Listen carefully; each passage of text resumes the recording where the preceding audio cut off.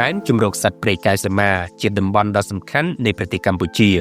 គ្របដណ្ដប់លើផ្ទៃដីចំនួន 317,456 ហិកតាមានទីតាំងនៅក្នុងខេត្តមណ្ឌលគិរីនិងខេត្តក្រចេះតំបន់ដ៏ស្រស់ស្អាតនេះគឺជាទីកន្លែងសម្បូរទៅដោយសត្វកម្រនិងជិតផុតពូជជាច្រើនដូចជាដំរីអាស៊ីនិងសត្វទូចថ្ពាល់លឿងជាដើមដែនជម្រកនេះមិនត្រឹមតែជាទីជម្រកសត្វនិងរុក្ខជាតិប៉ុណ្ណោះទេ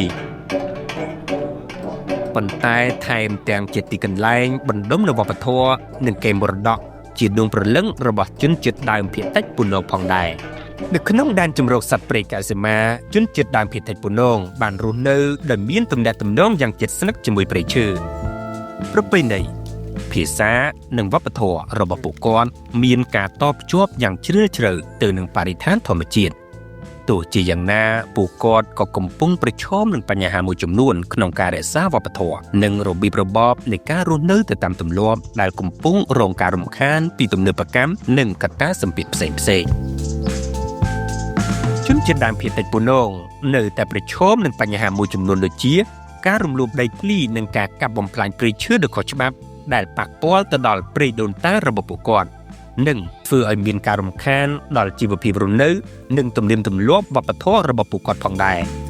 សកម្មភាពទាំងនេះមិនត្រឹមតែបំផ្លាញដល់បរិស្ថានប៉ុណ្ណោះទេប៉ុន្តែថែមទាំងប៉ះពាល់ដល់សិទ្ធិលើដីធ្លីរបស់ជនជាតិដើមភាគតិចពូណូថែមទៀតផងគ្រួសារពីមុនវាតិចឥឡូវវាកើនច្រើនស្បែកចិត្តគ្រួសារហ្នឹងវាចេះតែត្រៀងដូចថាកាប់ឆ្កាបន្តិចតាមក្បាលឆ្កាចាស់អានឹងទៅដូចថាបាត់បង់ដូចថាព្រៃឈើរាល់ថ្ងៃហ្នឹងយ៉ាងអាអ្នកខាងក្រៅមកបំពេញដូចថាកាប់យកទៅលក់អីចេះចោះហ្នឹងតាក់ទងនឹងការវាស់វែងដីធ្លីសម្រាប់ខ្ញុំមានការសប្បាយចិត្តព្រោះអីនៅពេលដែលយើងមានប្លង់ជាកម្មសិទ្ធិរបស់យើងនៅក្នុងនេះយើងនឹងអាចសង្ឃឹមថានៅថ្ងៃអនាគតយើងនឹងប្រើបានរហូតហើយអត់មានអ្នកក្រៅមករករៀនឬមកក៏មកឈូសឆាយ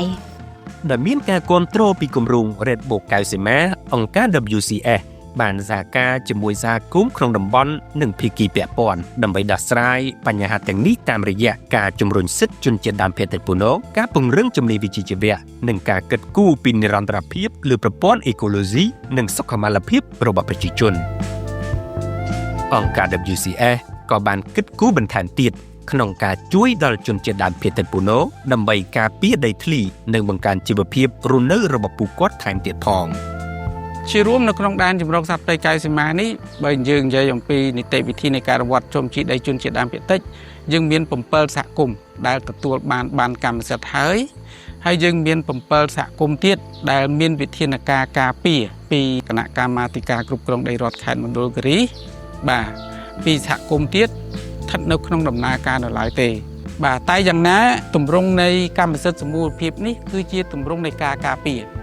ដោយសារដីគាត់មិនអាចប្រធានសហគមន៍ឬក៏គណៈកម្មការសម្រាប់ឲ្យដីកន្លែងនេះឲ្យដីកន្លែងនោះកាត់ចេញពីសហគមន៍ទៅឲ្យអ្នកខាងក្រៅទេបាទវាត្រូវការមានការយល់ព្រមពីសហគមន៍ទាំងមូលតែទោះបីជាសហគមន៍យល់ព្រមទាំងមូលក៏ដោយបើសិនជាប៉ះពាល់ចំណែកដីសាធារណៈរបស់រដ្ឋ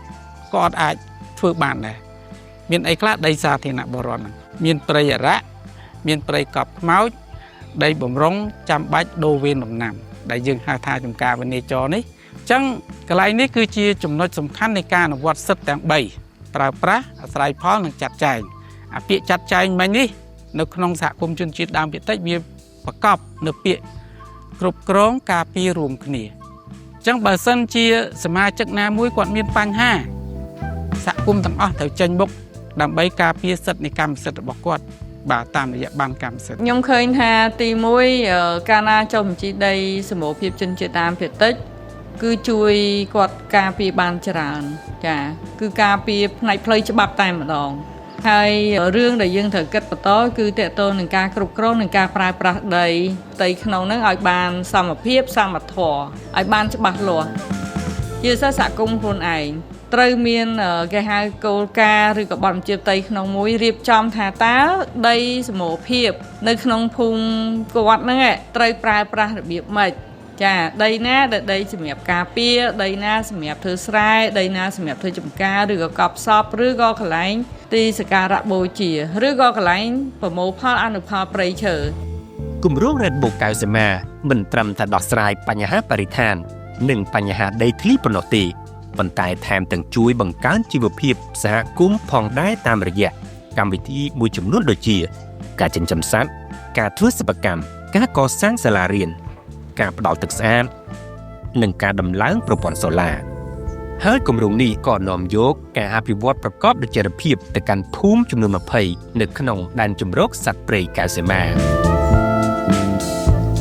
យើងរួមគ្នាបង្កើតអនាគតមួយដែលមានភាពភ្លឺស្វាងនិងរឹងមាំសម្រាប់ជនជាតិដើមភាគតិចប៉ុណ្ណោះនិងធនធានធម្មជាតិដ៏មានតម្លៃដែលទ្រទ្រង់ដល់ការរស់នៅរបស់ពួកគាត់